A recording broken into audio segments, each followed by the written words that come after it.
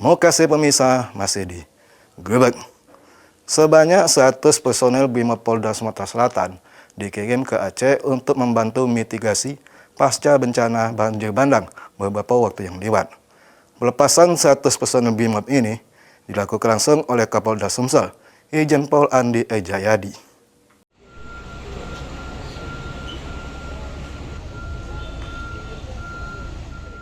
Kapolda Sumatera Selatan Irjen Pol Andi Ejayadi mimpin pelepasan 100 personel BRIMOB yang ditugaskan ke Kabupaten Gayo Lues, Aceh.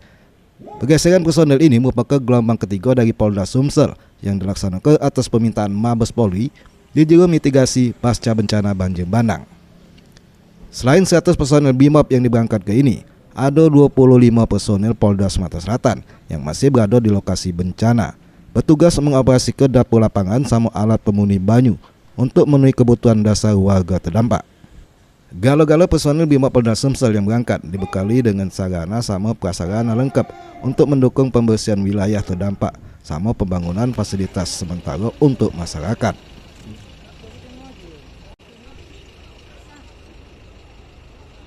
Mitigasi pasca bencana dan khusus untuk personil Polda Sumatera Selatan dari Sat BRIMOB ini akan ditugaskan ke Kabupaten Gayo Lues. Gayo Lues ini tetangga dari Kabupaten Aceh Tamiang. Baik makanan, sandang, pangan itu sudah duluan. Khusus kali ini adalah untuk personil untuk membantu mitigasi pasca bencana.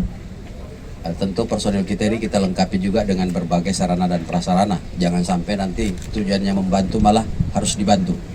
Ya.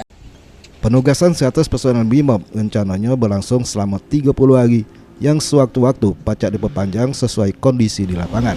Bismillahirrahmanirrahim.